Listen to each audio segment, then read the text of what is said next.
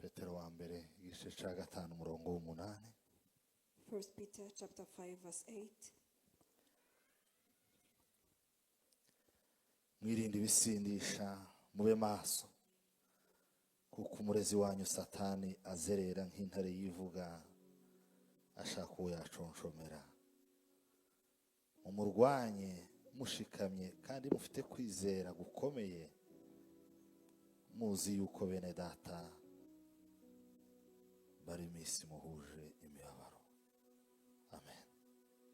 Amen. 1 Peter chapter 5 verse 8 says, "Be alert and of sober mind. Your enemy the devil prowls around like a roaring lion, looking for someone to devour. Resist him, standing firm in the faith, because you know that the family of believers throughout the world is undergoing the same kind of sufferings." Amen. Sober what? You say that sober mind. Yes. Wow. Ndimi z'abanyamahanga zazivuga neza. Sober mind no kuvuga ngo ni nki imyumvire ikerutse iri maso itarangaye. Turashima Imana se umwami wacu Yesu Kristo kubw'uyu mugoroba mwiza twongeye kuboneka mu nzu yitiriwe izina ryawe. We thank God, the Father of Jesus Christ, for giving us a great opportunity to be in front of Him this evening. Imana nduburira amaso yaje ku misozi, begutabarwa kwaje kwava ubibwire Uwiteka niyo guturuka ku Mana yaremye ijuru n'isi. Uwiteka niho guturuka ku Mana yaremye ijuru n'isi. Izemera kw'ibirenge byawe biteguza kurinda ntabwihunikira ntisinzira. Imana irinda Isiraheli, ihora iri maso isi. Imana irinda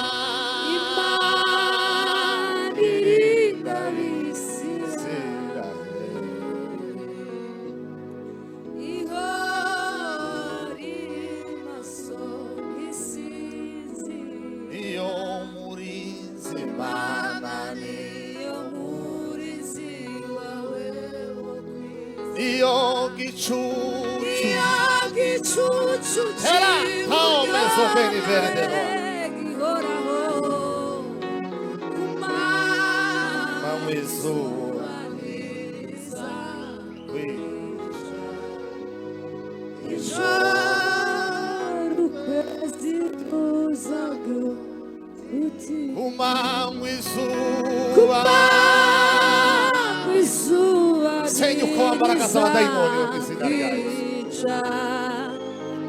Ijoro ukwezi kuzaguti ikurinda Mana ikurinda byose. Imana niyo irinda Ubugingo bwawe izakurinda. Lo prende sa bene voi lege.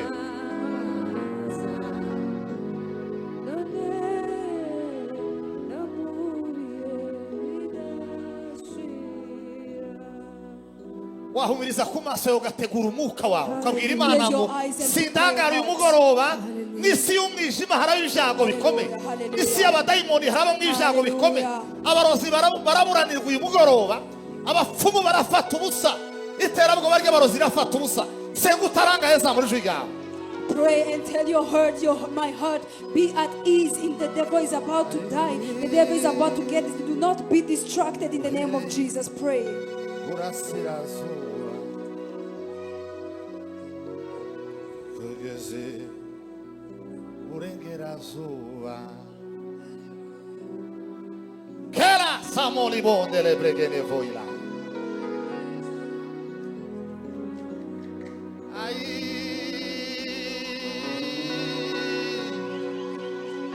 Wahaile se medo la furie de boy.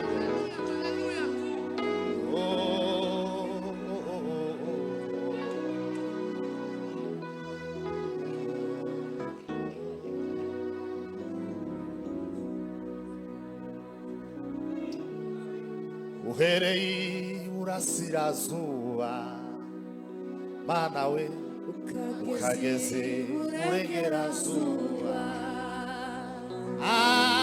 impande enye zose z'isi mana we zakumaze gukomera kwawe.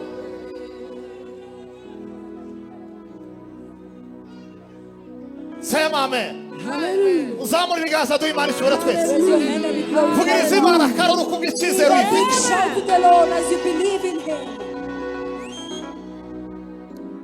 Oh Jésus roi de Nazareth. Hallelujah. Wavutse dusanga bakuvuga tumaze kumenya ubwenge usanga urengeye uko bakuvuze ukomera toka sherime de sonfere boye ana we ndetse n'ab'ikindi gihe kizaza ukomera kwawe tuzakubwira Karzenevo de l'Ormaila Brogena mana we ndetse n'ab'ikindi gihe kizaza ingoma yawe izamuka mana we ingoma yawe izamuka ingoma yawe izamuka ingoma yawe izamuka. ngiye kubara gatatu buri muntu wese Imana yahaye ijwi risohoka agiye kuvuza akaruru uko ashoboye kose utitaye kuba kuri iruhande nuko bari bubifata. I'm going to Rimwe, count kabiri, by gatatu. 3 and shout to the Lord. Hallelujah, hallelujah, hallelujah.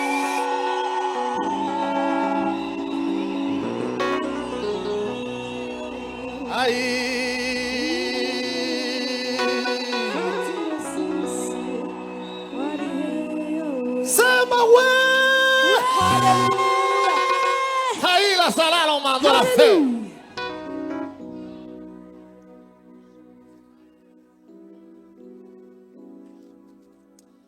Oh Jésus, Oh Jesus. dokirme desanvele boy. Hallelujah. Umwami wacu Yesu mbeguri mwiza we iyo ndiko ndaraba ivyo wakoze iyo nitegereje ubwiza bwawe numvishimwe mu mutima umvishimwe we Numvishimwe mu mutima reka ndakuririmbe mwami Yesu reka ndagutazire urabikwiye reka nguhayagize ibirengeye uri umwami w'amahoro. Kalalo saola mote hailado mwongere muzamura ibiganza duhimana ishobora Raise your twese hand and glorify God again. vuza akaruru Give a wabitekerejeho big vuza shout kandi as you karuru have thought wabitekerejeho. about it. Give a big shout to the Lord. Hallelujah, hallelujah. Bwana Yesu asifiwe. Jesus be praised. Uriya, let me tell you something. Reka ngira icyo mbabwira. Distraction Ibirangaza is not outside there. ntago biri hanze. Many distractions are here Ibirangaza byinshi birimo hano and inside of you. ndetse muri twebwe. Ntabwo ibirangaza bikomeye ari ibyo turimo turabona hano hanze. nta nubwo ibirangaza bikomeye ari biri mu bantu. Ikintu gikomeye kiza kirangaza umuntu ni kiba kimurimo. The great distraction is not outside, and the great distraction is not the one in other people, but the great distraction is the one within you. Umusaraba yikoreye Yesu we waramutuye hasi uramuvuvuna we waragutuye hasi gatatu kose kubw'ibyaha byawe kubw'ibyaha we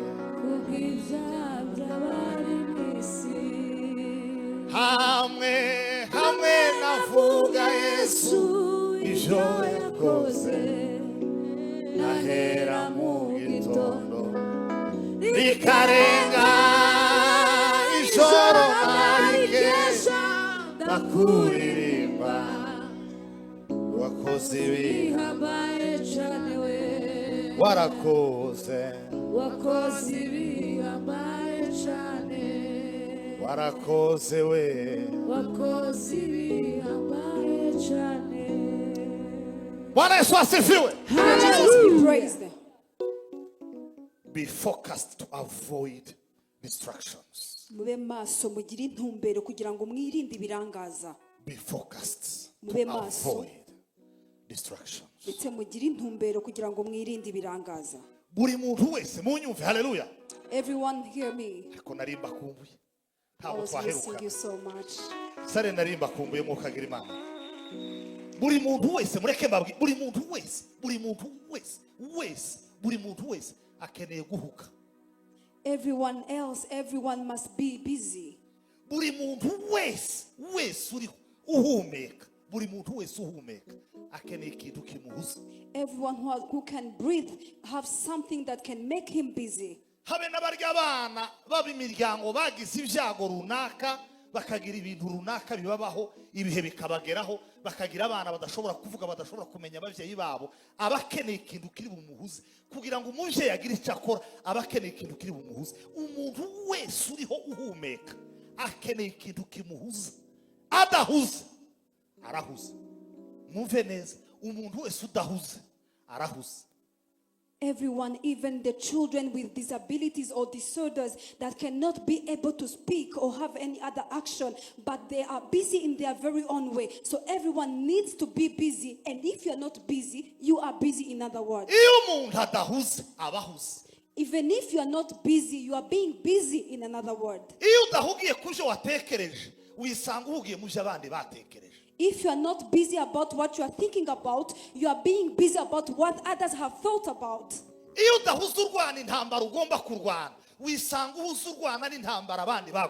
If you are not busy battling the battle that you should be battling with, you are busy battling the battles of others. Niyo mpamvu buri gihe mukwiye kubona umwanya wo kuza imbere y'Imana no gusenga, kuko nudasenga uzisanga buri gihe urimo urahangana n'imigogo y'ibiti abantu bakurambitse hejuru. Umuntu wese utari imbere y'Imana arimo arasenga yahaye umwanya abarozi, yahaye umwanya abapfumu bo kugira ngo bagire ibintu by'imisozi bagenda bamurambika hejuru.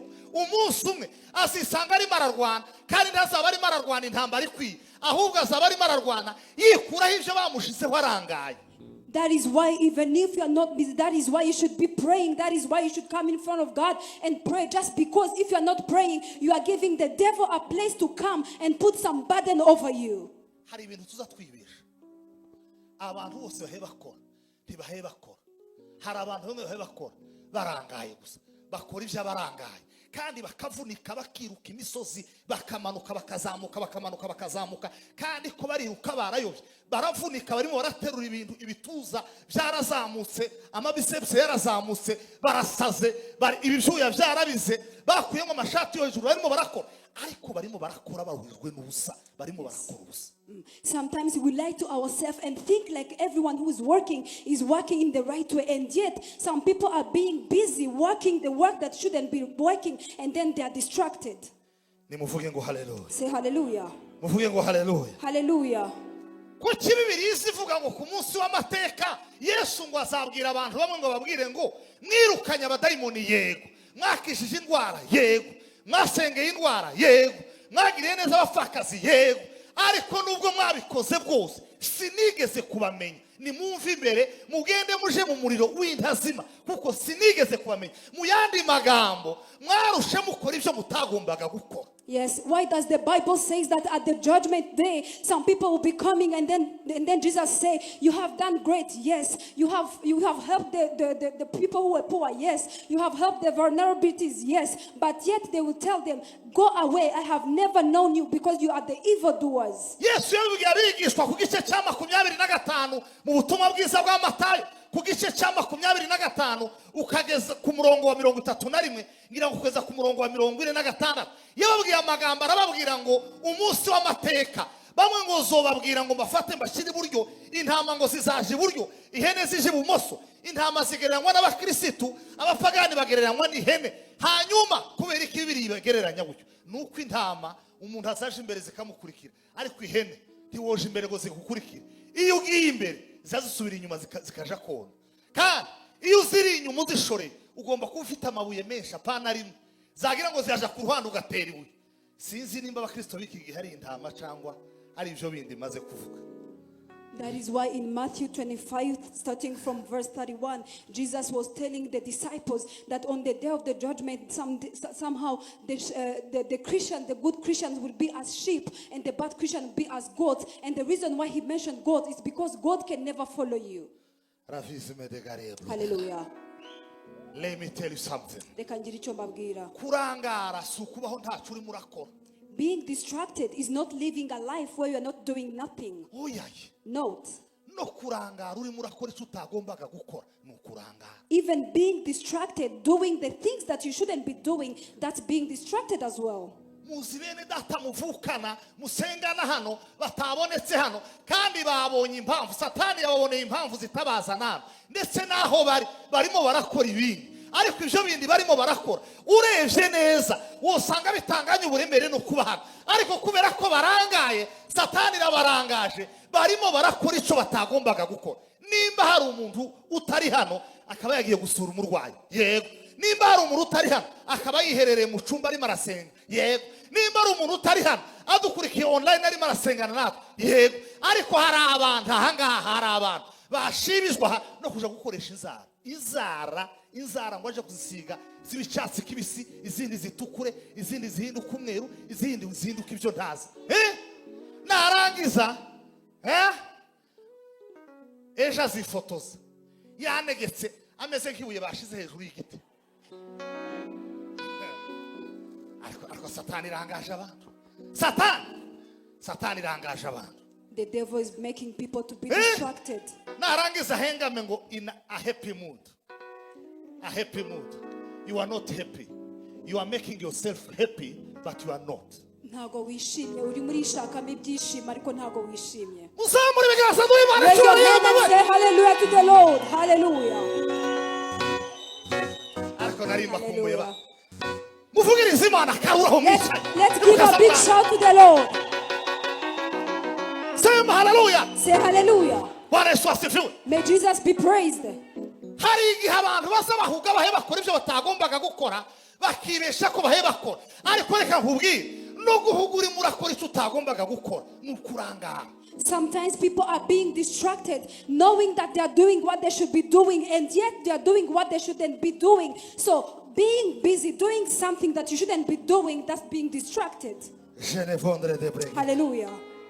Uiteka himbarizwe imirimo y'amaboko ye yadukuye mu maboko ya bari baduhagurukiye. Uiteka himbarizwe imirimo y'amaboko ye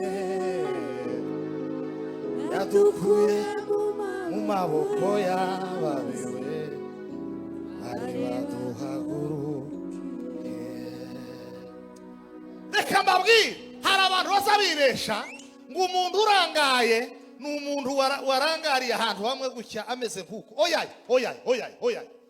N'umuntu urimo urareba kandi akabona, munyumve, n'umuntu urimo urareba kandi akabona, ariko akaba arimo arareba hatagombaga kureba, akaba arimo aranabona icyo atagombaga kuba ari kubona.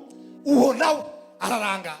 So people think like being distracted is someone who is making a good look at something. And yet, even if you are seeing something, but you are seeing something that shouldn't be seeing, you are distracted. N'abadamu mwari muzi ko muza murangarira muri telefone umwanya wo gusenga ukawumara urangariye telefone y'umugabo ngo kurareba message za wa mugore ngo na wa wundi nabo yahinduye amazina abagabo b'Ikigali ni ibike cy'abantu izina ry'umukobwa ntaryita umukobwa akamamwita ngo Rubangura kandi ari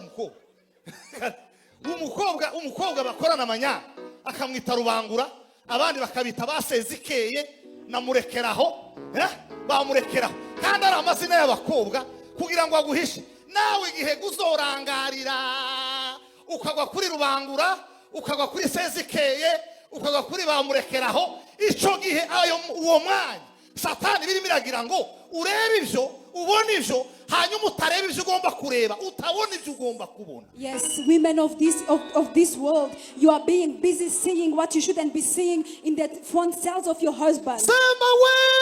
Hallelujah. Bwana Yesu asifiwe. Hallelujah. Sema hallelujah. Hallelujah. Muzamutekereza uzutekereza ngo wewe uzutekereza ngo wowe n'imbaraga zawe wo kwiyama umugabo ukamukura ku bagore kwiyama kwawe ukakura umugabo ku bagore. Do you think that you can make your husband not fornicate? You are lying to yourself. Uzosa umunsi azovumbura ko wamenye Rubangura azamuhindura mwitubarijo usange yamuhinduye izina yitwa Ubarijo. Nuvumbura Ubarijo azarihindura umunsi umwe azitwe Murekeye abanza. Nuvumbura Murekeye abanza arizamura gite Forodwar uzo ico gihe warebye Imana mu ijuru ko ariyo yomushobora wamuteje Imana. Focus on God, do not focus on your husband or your wife. Wiromageranye ngo muteze Imana. Tell your neighbor, focus on God. Humiriza ku maso yawe ugira muteze Imana. Humiriza ku maso yawe zamurije yawe iranga gira muteze Imana muteze Imana zamurije yawe. Tell it to your God, tell it to your God. Come in front of God and cry out to him.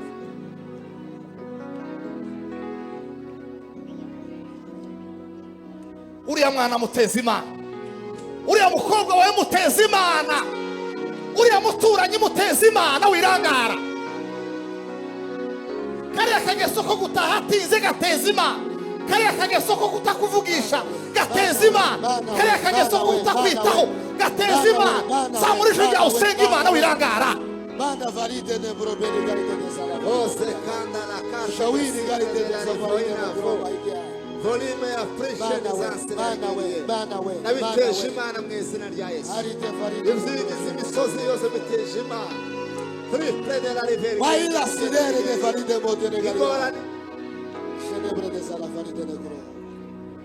Kayere de sabone sa sole sa valide. Sema hallelujah. Hallelujah. Abantu barangaye si abantu badafite aho bari. Oya no kubaho utagomba kuburi urangaye. The people who are distracted are not the people who do not have where to be or a place to be, but even being in a wrong place, you are being distracted. Nababwiye ngo iyo udahugiye muri kimwe ubuhuze umuntu yadahuza abahuze. If you are not busy from one place, you are busy in another place. Uko abantu batahe basenga muri aka kanya bafite inkuru ko baravuga ivyo abayumbe baguye ko baravuga abapasteri batakibibamwo ko baravuga inkuru z'abahomvye n'abazamutse ko baravuga inkuru z'abajura n'abantu bazi kunyereza imisoro baraho bavuze imvagagazaje barataha barushe kimwe nuko natwe turushwa no kuvugana n'Imana hanyuma umusaruro uzaba uwuhe wabavuga abantu n'umusaruro uzaba uwuhe wabavuga bavugana n'Imana umusaruro uzaba uwuhe yemwe. Even the people who did not come to pray, they are busy talking, they are busy gossiping, they are busy giving information outside there. But what are the results for someone who's speaking to God, and what are the results for someone who's speaking to other people? Bwana Yesu asifiwe. May Jesus be praised. Kurangara sukutavuga kandi wagombaga kuvuga ndetse ufite ubushobozi bwo kuvuga. Oya no kuvuga ivyo utagombaga kuburi kuvuga nukurangara. Being distracted is not to be unable to speak even if you had something to speak, but also speaking something that you should not be speaking, you are being distracted. Ese birimo birumvikana. Is it clear? muranyumvise kurangara kuba wacecetse gusa ngo ureke kuvuga. Umwana yakoshe wananiwe kumucyaha, umwana yakoshe wananiwe gufata umwanya ngo umufumure umwicaze umucyaha. Oya, ntabwo uko ari ukurangara gusa, no gufata umwana ukamubwira ibyo utagombaga kuba uri kumubwira ni ukurangara, kandi ntuburangaye gusa uha urangaza n'umwana. Yes. So being distracted is not you for your child to do some mistakes and not to punish them, but punish them in a bad way. That's also being distracted. Dufite abantu hano bafashe umwanya wabo wose bawufata ukubwira abana gusa ukuntu abantu ari babi, ukuntu abantu ari babi, ngo ntukajye ureba hasi, ujye ugenda ureba hejuru ngo sizi ibyubamo, ujye uhumura ngo urebe ngo abantu ni babi, ngo ntukajye ureba ngo umuntu ashobora kuba ngo afite inkota ngo yenda kuyigutera mu mutwe ngo dore uko kizakimera, ngo abantu ni babi, ngo nyogosenga araje. Kandi nta muntu uzuvuga biwabo azamubwira ukuntu ba nyirasenga ari babi na nyirakuru ubyara se ari mubi. Umugabo nawe yiherereye akabwira ukuntu umwana ukuntu nyirakuru ubyara nyina ari mubi na ba nyina wabo ari babi. No abana bakazabura iyo bafata, bamwe umugakuru jani undi agakuru jani. Abana mwabahungu mwabana mushaka musenge, ni mushaka musenge batantine na batonto haza. Ntabwo byoroshe, n'abavyeyi nabo baracanganyuka kubera kurangara, bari kugira ngo natwe turangara no kuvuga ibyo utagombaga kuba uri kuvuga no kurangara. Parents outside there are telling their children what they shouldn't be telling them. So they are being distracted and they want us to be distracted as well. Muvuge ngo haleluya. Say hallelujah. Je bise de grâce fenêtre. Arrière de safari de mode negative. Reka mbabwire amagambo no mu mwuka. Hallelujah. No mu mwuka. Let me tell you these words even in a spiritual way. Kurangara mu mwuka si ukudasenga. So being distracted in the spirit is not just to fail to pray. Umuntu yoba ari mu minsi 120 y'amasengero ariko arangaye kubera iki? Kuko hasengera ibyo atagombaga kuba ari gusenga. Someone might take 120 days praying and yet you are distracted. Why? Because you are praying for something that shouldn't be praying for. Gusanga umuntu wo mana umbe hafi ukandungirire neza. God be near me, do something good to me. Ngwa idata we. Oh Jesus. Ngo data we. Oh God. Uko abarozi baraho baramuzungurutse mu kurara bapanga imigambi aho yuvyutse ngo apfukame ngo avuga ati Mana n'izina rya Yesu iyi nzira ndayifunze, iriya rembo ndarifunze, ikirere ndagifashe, ubutaka ndabufashe, imihanda izengurutse ndayifashe, ndasinze, ndatwitse, ndabomora, ndabangamira, ndakubita hasi ibitavuga Imana, senyuka n'izina rya Yesu. Sha akagira ngo ayo masengesho asenga naho kababwira hari abantu baza bakora ico bazabita mu Congereza sympathizing demons. Hari abantu bagirira impuhwe amadayimoni. Bashekerera. Hari abantu bazashekerera abadayimoni. Batetesha abadayimoni. Ntimubona n'ubu nyine uko tugiye gusenga uravuga ngo Mana ngo wirukana abadayimoni, ngo Mana mu izina rya Yesu ngo reba abadayimoni Mana yewe. You shouldn't be sympathizing the demons. Je uyongeze kugusengera abadayimoni n'urutoki rwanje ruba rukomeje ruba rumw'imbaraga zanyu maziri muri urutoki nibwo ziba zifite nzashinga urutoki havuga ngo wa dayimoni we dayimoni nimugire we Ya Yesu Kristo. Se bamwe ko bifumbaza nimugire we kandi mukora n'imbaraga ibintu byo kugira urutoki gutya rwotonyangira hagati akanyegeri rukagondama uzukoraga hayo uvuge ngo dayimoni senyuka mu izina rya Yesu. Senyuka mu izina rya Yesu. Vuga ngo wa musozi we, wa musozi we, wa gihanda we, wambaraga ziterabwoba we, wambaraga z'umwijima we, sha be on fire in the name of Jesus.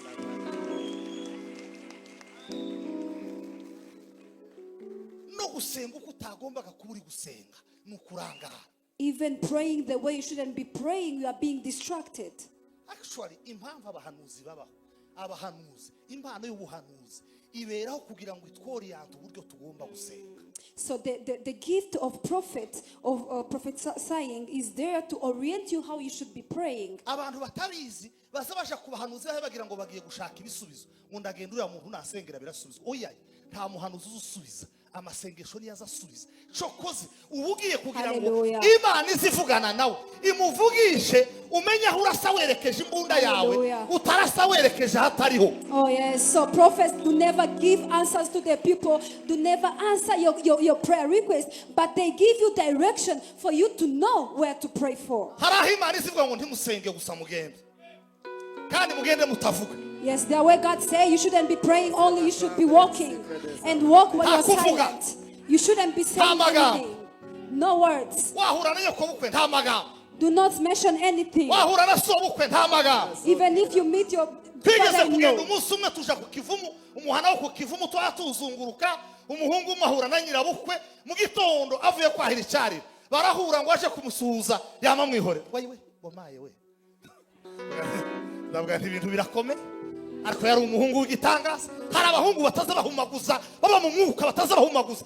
Reka mbabwire no gusenga uburyo utagombaga kuba uri gusenga nukurangara. Even praying the way you should not be praying, you are being distracted. Ngiyo gusenga dukoma mu mashaho mwicaye. Menagura ibitare bitameneka bimeneke mu izina ryawe. Senga ukoma mu mashi. Menagura ibitare bitameneka. Izingizi gitangaza. Bimenagura.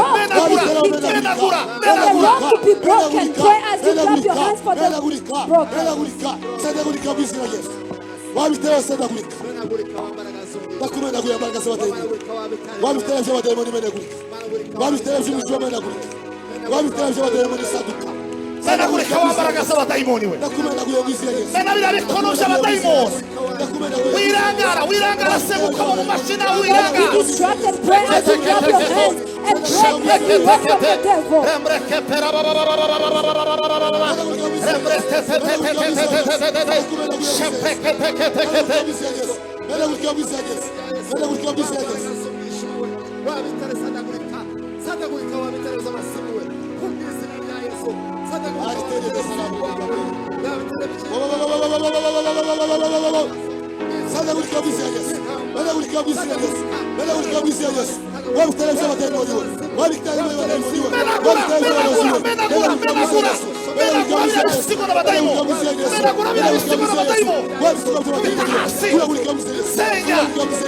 Menagura, segna.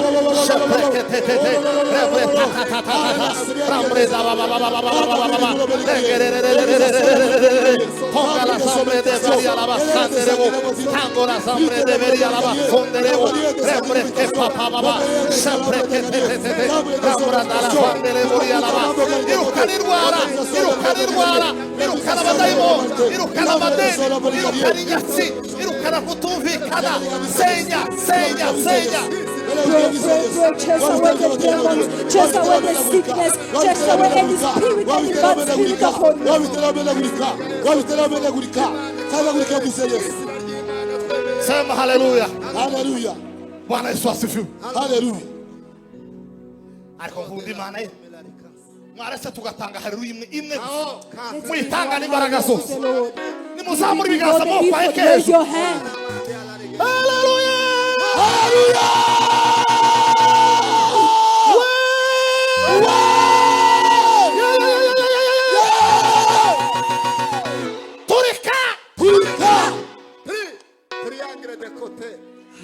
Bwana Yesu asifiwe. Hallelujah.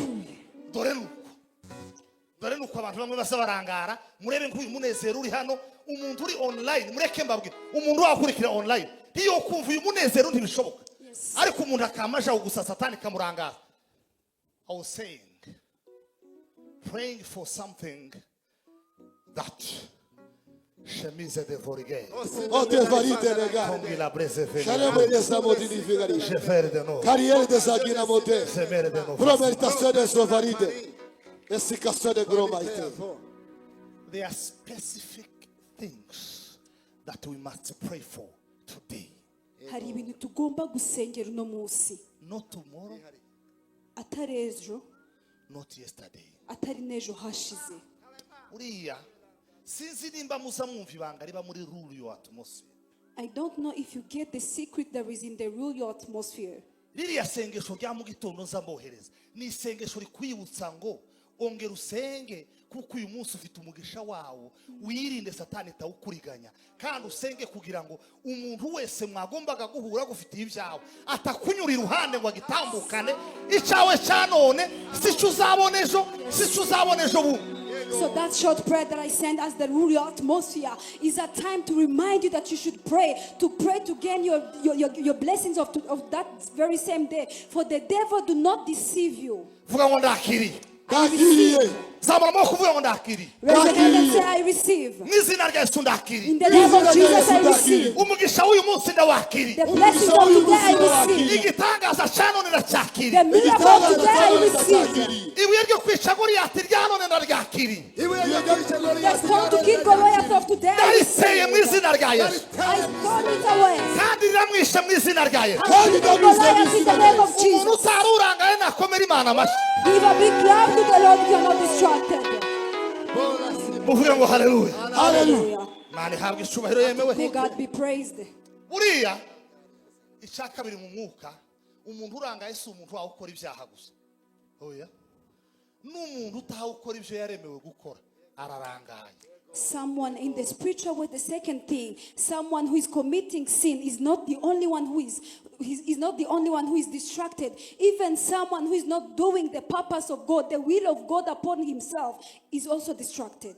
iyi muyikore nka kote kandi muyisharinge vuba nonaha muyishyire ku mbuga, hanyuma ikwira isi yose, umuntu wese uyibona ayisharinge kuri status, kuko abantu benshi barangaye bazi ngo ugataha akora icyaha ngo ari iwiwe, ngo ari mu nzu, ngo ngewe ngo nahunze abantu, ngo nibera iwanjye, ngo nibera iwanjye, ngo nta muntu njya mvugisha, ngo nta n'uwo mvugana nawe, ngo nza suzuye imbere yanje, ngo na telefone ubu ngubu narayiretse, ngo ubu singi postinga na YouTube yanje, ngo narayiretse, ngo na Instagram narabiretse, ngo Facebook singi bibaho, ngo ubu naracecetse, ngo ndi hamwe.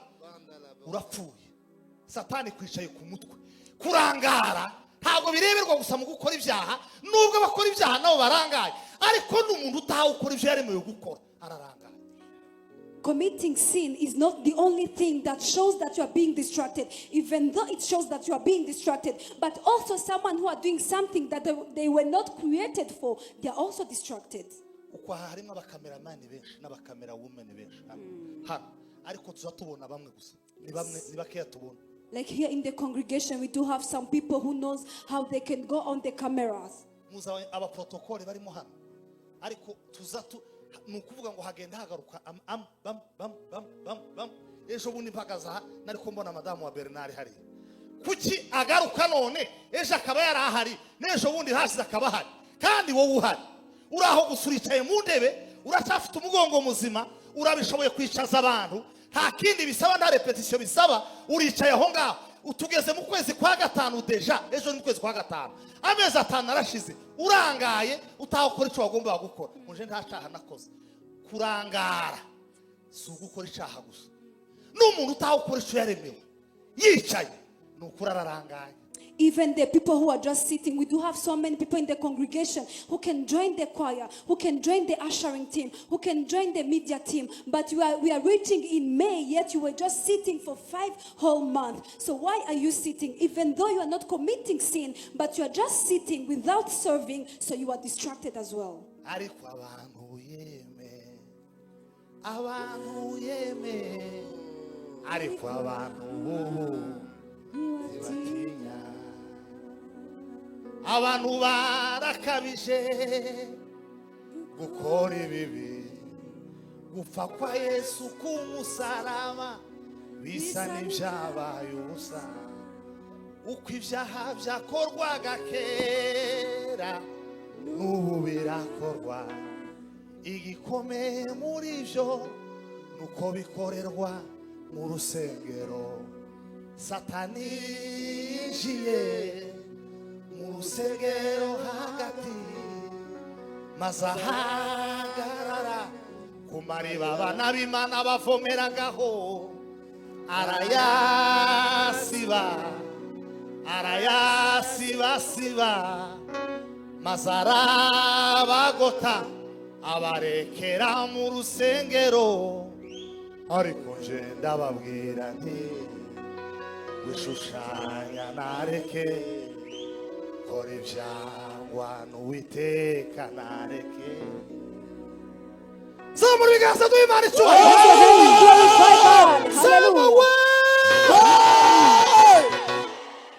abantu benshi satani yarabaragose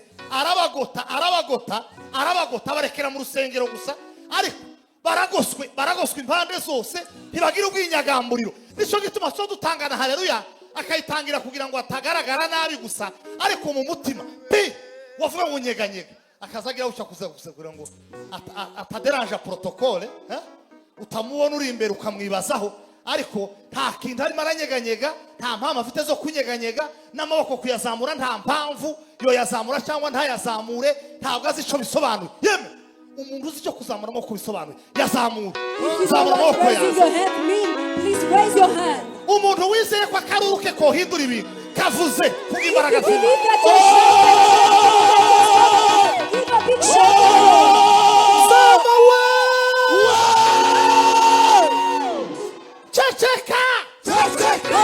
Carte de côté. Distance de volume à fond. wamajwi iterabwoba ceceka mu Kuza izina mu izina ryawe. rya Yesu. Prime panda. Service de bord de nos variétés. Avaride ne mode ne Prende la sabone fuori. Shanambre des invisations de moté. Genevro de barrière. Carrière des amores de la Sombina fondre de guerre. Proferiere des avaride de mode. Mwazi mwisha gwalio kibetania. Mwazi mwisha gwalio kibetania. Katikumu Kavalidone.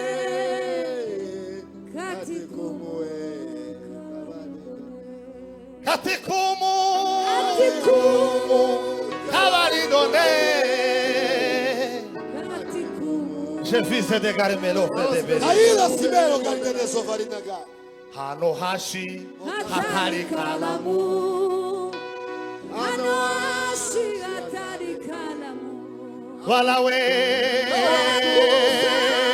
Kurimbuka Wanakufa Kurimbuka Wazimwisha Mwazimwisha walio kibetania.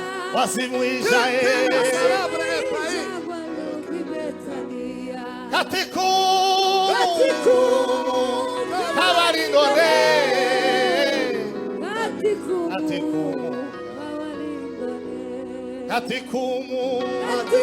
Katikumu Kavaridone.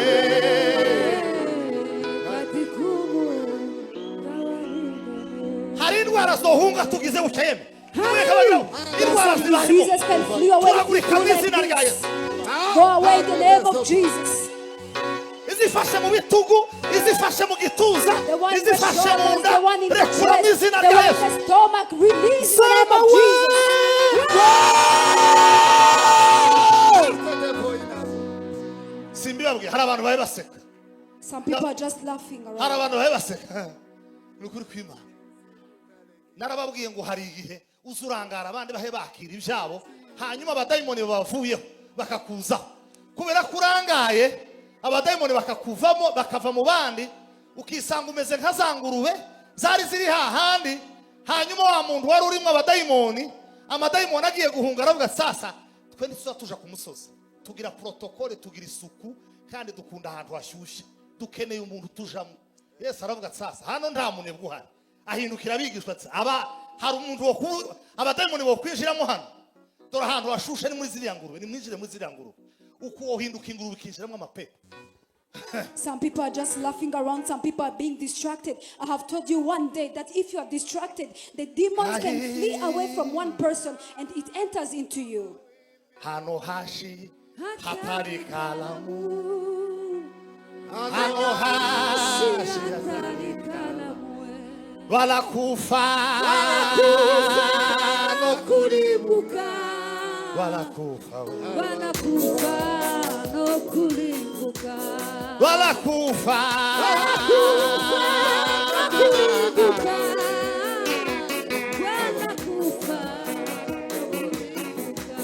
wala kufa wanakufa no kurimbuka wazimwisha wazimwisha wanaokwibetania wazimwisha wanaokwibetania katikuka igene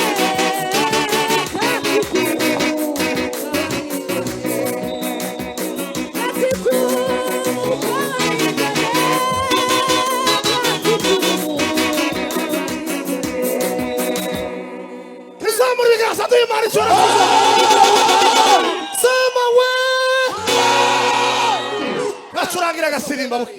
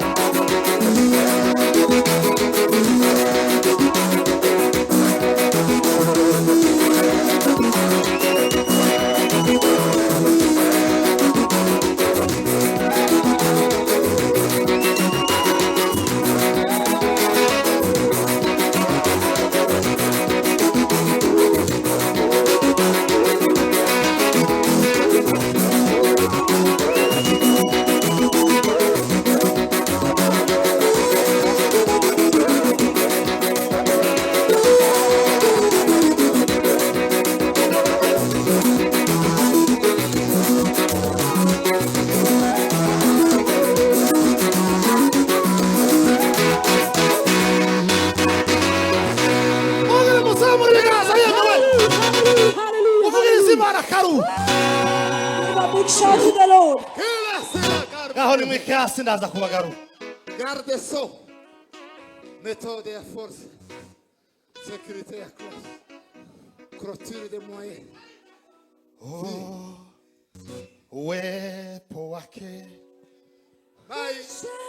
maishani mwangu umenifanya mimi mnyenyekevu na kwake mimi ninajisikia huru na tena napumzika. Carte de Ee côté. Bwana Yesu, nitakutukuza ai kwa kuwa wewe wanameza mbele ya watesi wangu. ya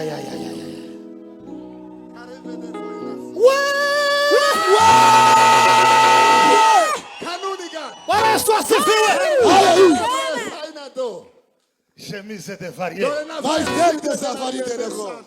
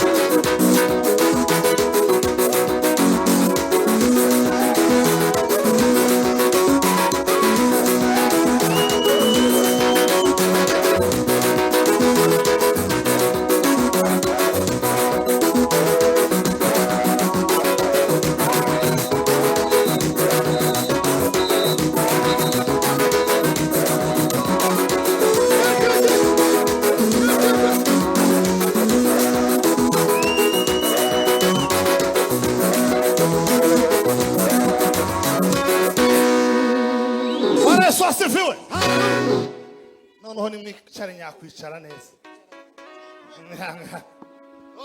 Asenive de brogena. Propitaria Savao. Arimerita de Bwana Yesu asifiwe. Hallelujah. May Jesus be praised. Turarangaye. We are Mureke being mbabwire. distracted. Turarangaye. We are being distracted. Turarangaye. Mureke mbabwize ukuri. Hapana mu, hapana ba. Turarangaye. We are being distracted. Not I, not you, but we. Mureke mbabwire ukuntu turangaye. Satani yerekeje amaso yacu kubitari intambara. Munyumve mwe murese kuvuga kundi mibukeya. Ndaje mbaziture mukanya.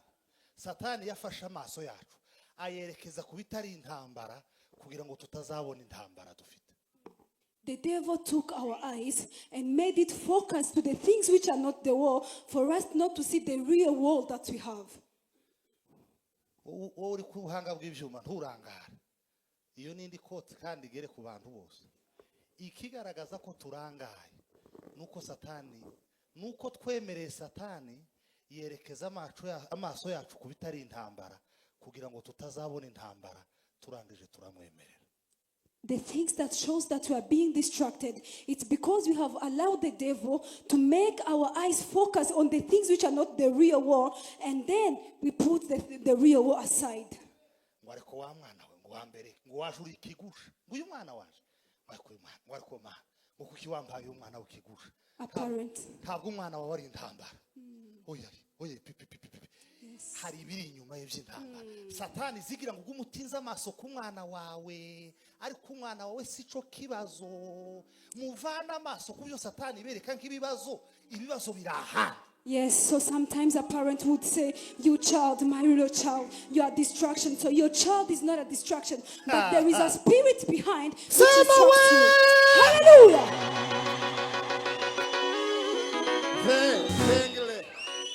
Vengre de Cropais.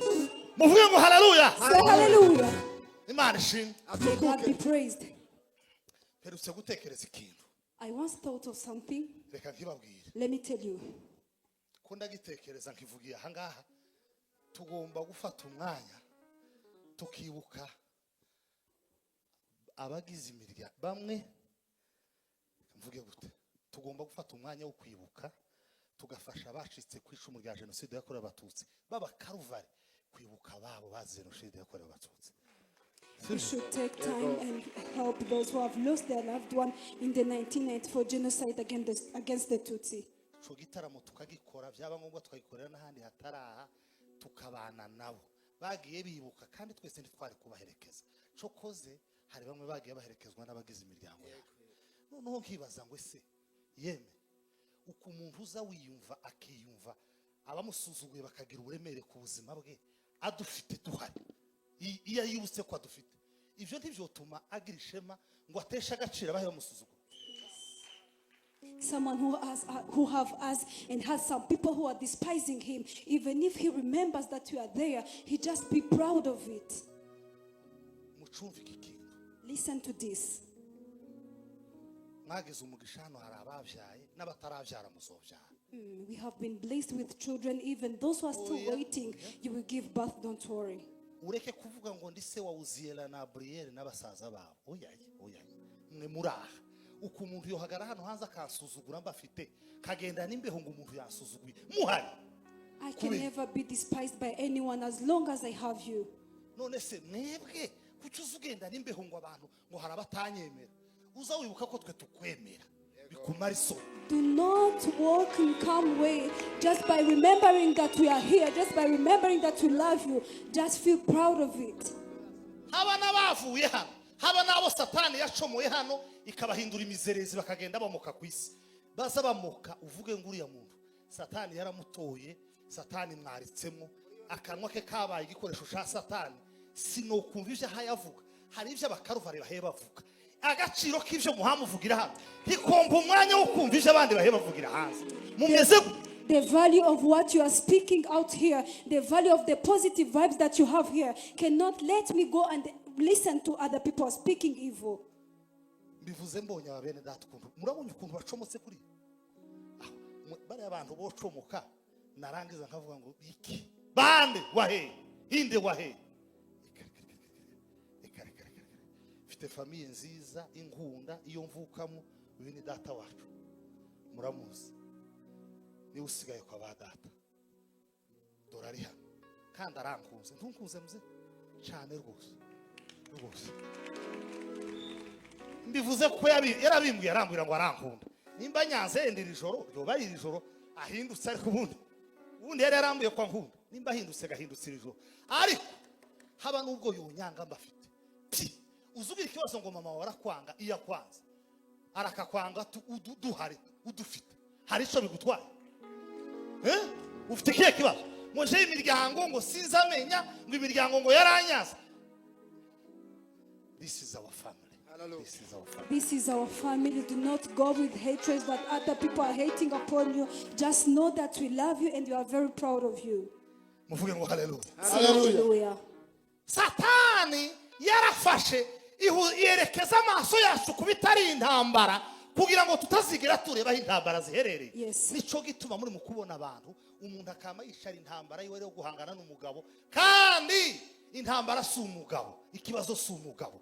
There is a spirit behind. Yes, the devil took our eyes and made it focus where there is no battles, and yet we have the real battles that should be focusing on. Do you know what? That shows that we have been distracted. Satani yatoboneye inkuru zo kuvuga nizo turi mu kuvuga kandi yazituboneye kugira ngo tutazabona umwanya wo kuvuga Imana no kuvugana n'Imana. Twarangiza umwanya wacu ukabuye inkuru z'ivyapfuye n'ivyamanutse umuntu akava kuri mama rwa Gasabo akaja kuri Magarambe TV. Imana imugirire neza Magarambe. Undi akaja kuri ya hehe ngo karareba ngo mu ruvunge ngo M23 yagezeyo na twirwaneho abandi ngo bageze ngo urumva ngo hari amatekwa bafashe agahindura cano. Kumenya makuru si ikibazo.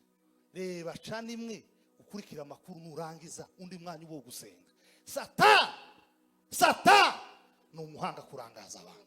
The devil is really wise in making people distracted. That is why he gave us stories to talk about so we wouldn't have time to speak with our God. Satani iduhugirije mu bidafite ibisobanuro kugira ngo tutazabona ibisobanuro by'ivyo twaburiye ibisobanuro. The devil is taking our time to go and focus on the things that has no meaning for us to lose the meaning of something that is meaningful. Uri maso umuntu turi kuri media. Satan iduhugirije mu bidafite ibisobanuro kugira ngo tutazabonera ubusobanuro ibyo twaburiye ibisobanuro.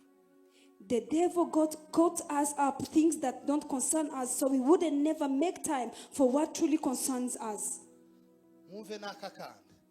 Listen to this. Satani, the devil, aduhugirije mu bitatureba kugira ngo tutazigera tuja mu bitureba.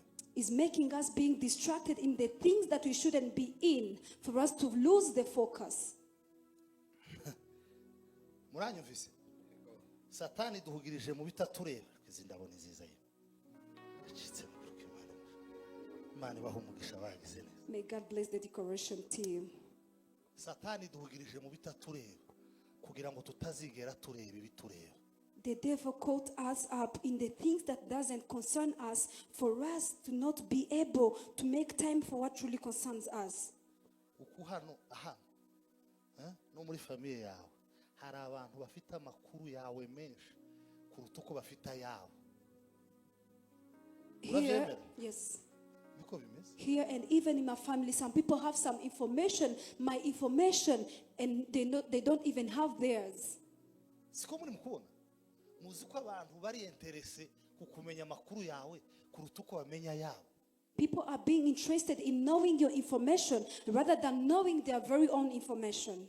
Akibagira akiri jambo cyampa mukaryumva abantu bageze ubwo biyibagirwa ibyabi bibareba.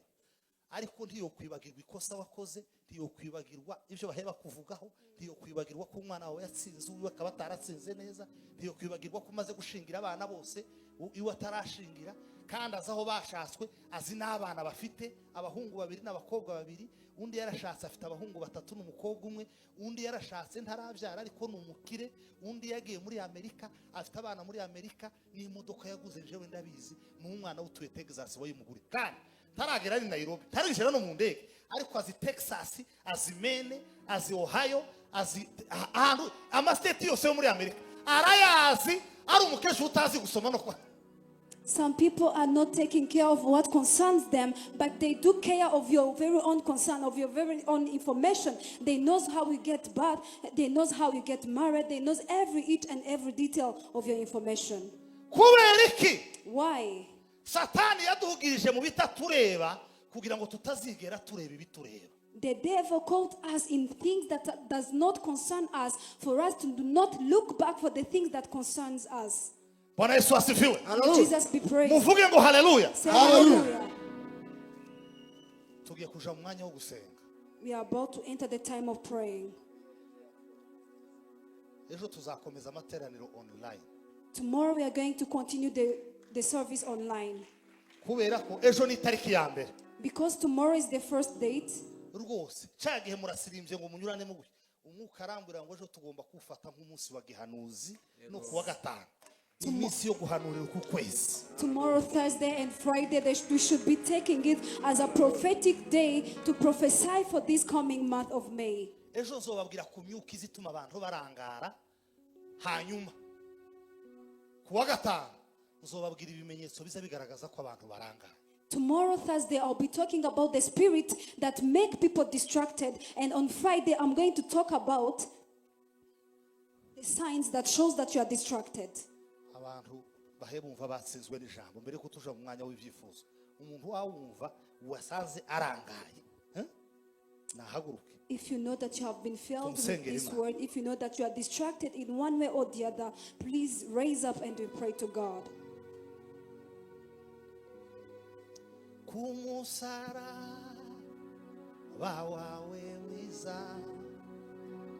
ni wa mahanga yachunguriwe igorogota wahavanye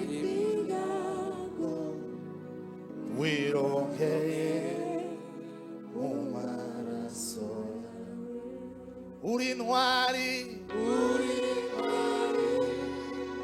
Yesu uri nyamibwa wanesheje umwazi wawe abatware bo mw'isi y'umwijima wabahemuye ku mugaragaro.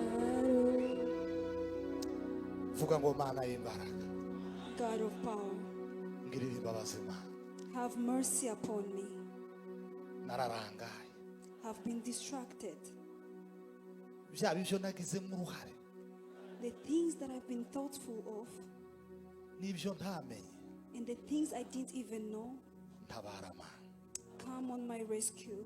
ndengera Mana, Save me n'izina rya Yesu, in the name of Jesus. amen. Amen. N'abandi bicaye nimuhaguruke. Even the ones who are seated, please Tugeze mu raise mwanya up. wo gusenga, nimuhaguruke We twese have dusenge reached the duhagaze. good time of praying. Please raise up and we pray. Mu minota itageze 20 tugiye gusenga Imana dusoza. In 20 more minutes, we are going to pray God as we conclude. Ugiye kuzamura ijwi ryawe usenga Imana, ubwira Imana ngo Ma, ndinda urinde ubugingo bwanje butazisanga mu butayu no mu kidaturwa. Hari abantu batujwe mu butayu, hari abisi yatujije mu kidaturwa kandi baremera. Zamura ijwi ryawe usenga ubwira Imana ngo Ma, rinde ubugingo bwanje ntisanga mu butayu butisanga mu kidaturwa. Zamura ijwi ryawe usenga Imana. Mana y'imbaraga n'ubutware n'ubushobozi, urinde ubugingo bwanjye kwisanga mu kidaturwa mu gihugu gikakaye. Ritra de la rivergre yesikra de la chimbeho osikrove la rigrame la rigra. Harinde ubugingo bwanjye abadatuwe iwabo w'inyamaswa, iwabo w'inyamaswa, harinde ubugingo bwanjye Mana. Ayi darutuye mu gihugu cy'ubu butayu n'ubutaka iwabo w'inyamaswa namenye nawe ziruka garuka garuka none nshuti mpamvu kidatugwa kiri yongani à la mérite des ovegeni à faux fonctionnement de base ya salar menatra indo bugingo bwajema urindi gihugu kidatugwa Trike simre de zanfi.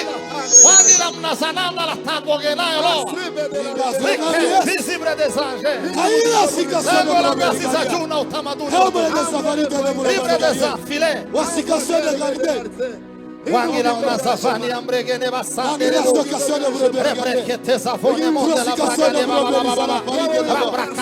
Kante de someni kasone Sheprekete zefoneba. Wasikasone Galia. Wasikasone modilite. Precipitazione brother Galia. Wasibere de solo brother Galia. Wasikasone Galia. Wasikasone modilite. Trible de someni Galia de safari. Wasikasone Galia. Brigade Sinfonie Bolia. Ottenere de sala qualità. Asmeo da siberi de brother Galia. Wasikasone brother Samotisione made sopra. Ottenere de sala brother consciência Wasikasone brother Galia. indo mutima wanje kwisanga mu kidatugwa indo bugingo bwanje kwisanga mu indo bugingo bwanje kwisanga mu gihugu kidatugwa yoba w'inyamaswa z'inkazi indo bugingo bwanje kwisanga mu gihugu hawe indo bugingo bwanje kwisanga mu gihugu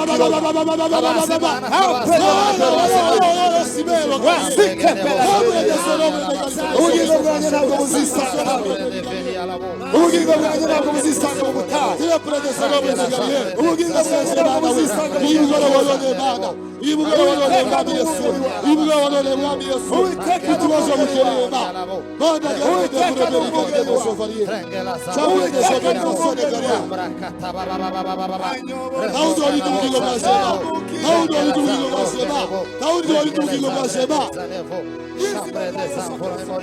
Tranquila sempre de Brugenebo. Idugigo bwasema nawe.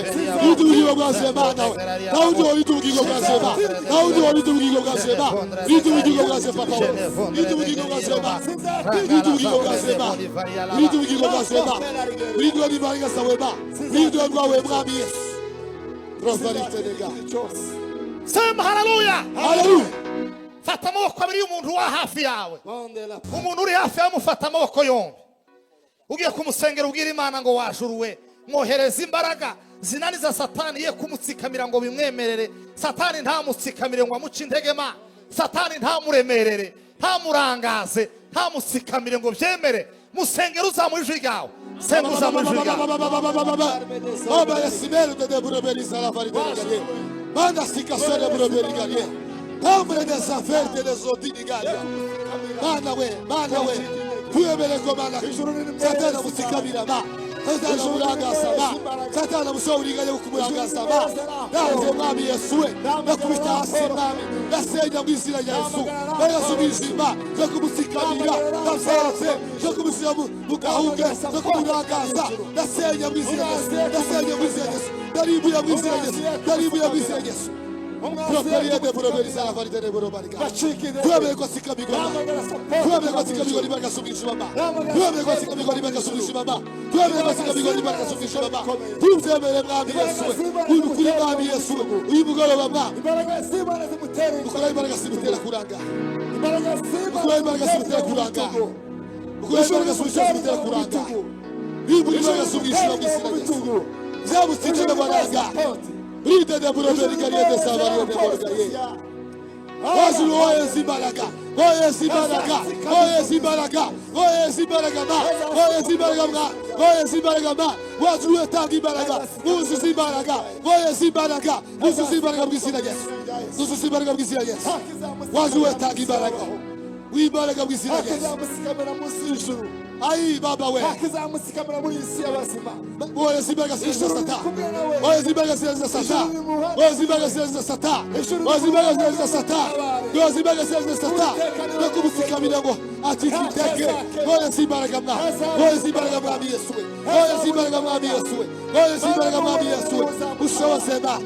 Rite de burabari de zala faride de galie. Wakina bote de bote de chere burabari. Vurwari de zaboro beri de sore galie. Oye si baraka wasuru. Suru etangi baraka. Oye si baraka bisina yes. Oye si baraka bisina yes. Oye si baraka bisina yes. Oye si baraka bisina yes. Izuli etangi baraka. Izuli etangi baraka. Izuli etangi baraka. Izuli etangi baraka. Azali za sata. Baraka za kula za sata. Ibu togo sa simu chiteke. Randre de sana proprio pipa banda gari de fare. Ajunebre de burabari gari. Precipitazione burabari gari. Banda la saboti di biri zala fare. Telestazione burabari zala fare. Ajunebre de soberi gari. Parabre de soberi tassone cross. Rele de sana